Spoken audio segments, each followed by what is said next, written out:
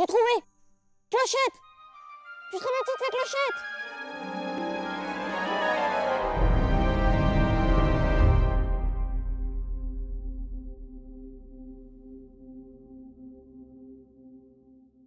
Ce qui m'attire dans l'histoire, ce qui m'a attiré, je connaissais beaucoup Loisel parce que je dessinais en fait. Quand j'ai découvert finalement que lui avait créé toute la genèse, ça existait nulle part en fait, du personnage dans ce milieu super dark de Londres fin 19e et tout ça, j'ai trouvé l'idée mortelle.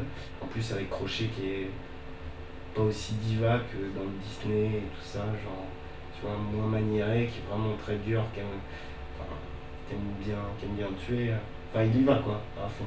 Donc c'est ça qui m'intéressait. Au tout début, je voulais que ce soit un petit peu un teaser, c'est-à-dire des flashs d'éléments. Et par rapport à ma première rencontre avec Régis Loisel, qui m'a dit ouais, ce serait bien quand même qu'il y ait une espèce de continuité, on a réécrit.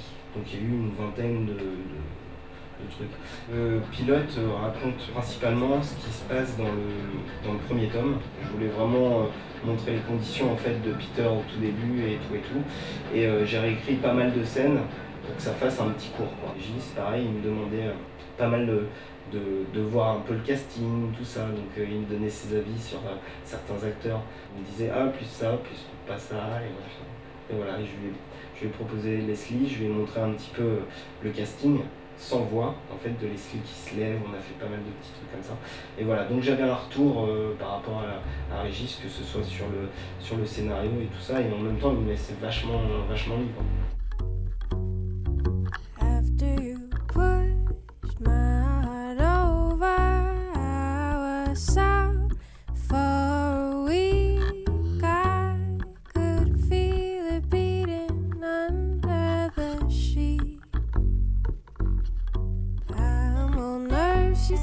Fantastique en fait, comme tu as tout un univers à recréer, déjà en plus par rapport à l'œuvre de Loisel, c'est déjà une œuvre qui est située dans une époque. Et en plus tu as l'univers finalement fantasmagorique, de rêve, de l'île imaginaire. Donc c'est vrai que ça rajoute des contraintes. C'est pas filmé dans Paris ou dans un appart. Effectivement tu as besoin de pas mal préparer en amont du coup. Parce que c'est pas mal de tournages avec un superviseur SFX, des fonds verts, des fonds bleus. La contrainte va venir après, beaucoup plus de post-prod pour créer justement cet univers qu'il y a sur papier au début, quoi. J'ai fait un peu le tour des boîtes parisiennes en fait. Ce qu'il y a, c'est que c'est un projet tellement énorme, il y a 200 plans à truquer. Comme je dis souvent, à Inception il y en a 500 et le premier Jurassic Park il y en a 200. On peut t'aider un tout petit peu. On peut te donner un flame ou des choses comme ça, mais les infographistes, on ne peut pas les bloquer sur... Là, c'est un boulot de 6 mois à plein temps. En fait, j'ai fait une démarche sur Internet pour trouver des infographistes bénévoles. Et j'ai eu pas mal de demandes. Après, j'avais pas vraiment ce que je voulais, tu vois. Mais maintenant, on est vraiment une petite équipe avec des personnes qui ont compris mon univers. J'ai commencé à travailler dessus, comme je disais, sur le rat. Ensuite est venu le rat s'incruster dans la scène de la descente. Vu la masse de travail, il m'a demandé si je connaissais pas quelqu'un qui s'intéresserait. Donc j'ai débarqué. Et en fait, au final, moi j'ai pris son rat. Moi je travaillais sur la maison de Peter.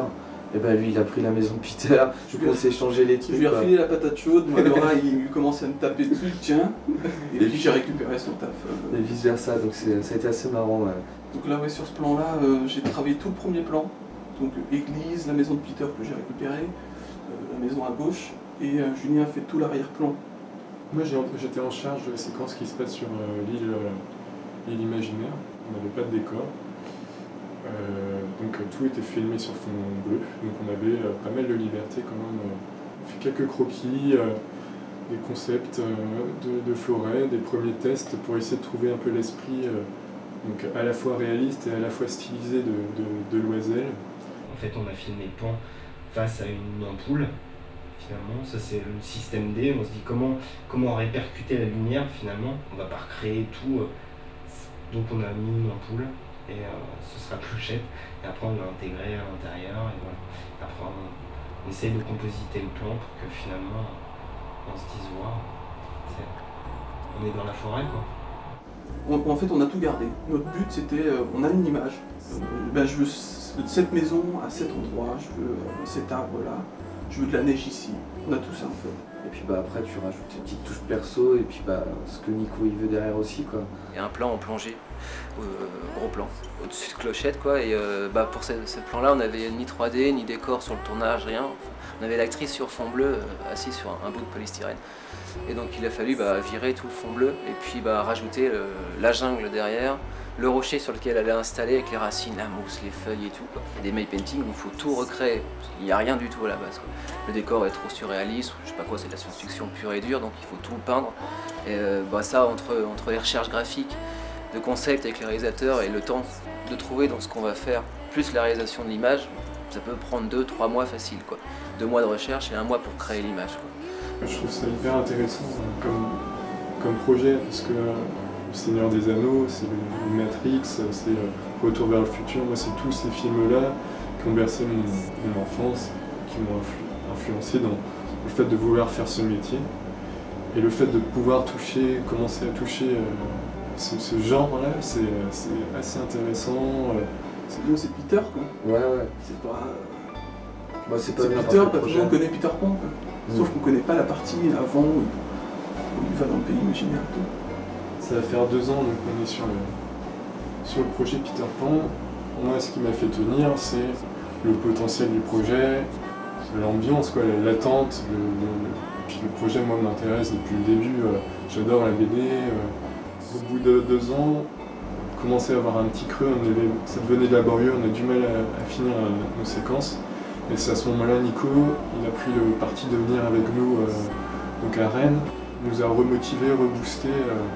C'est ça aussi qui nous a fait du bien, quoi. Quand tu regardes après ton image au final, même si lui te demande tout le temps des modifications, tu vois que ça avance quand même si ça avance doucement. Tu te dis ouais, c'est quand même de plus en plus beau, j'ai jamais fait ça avant.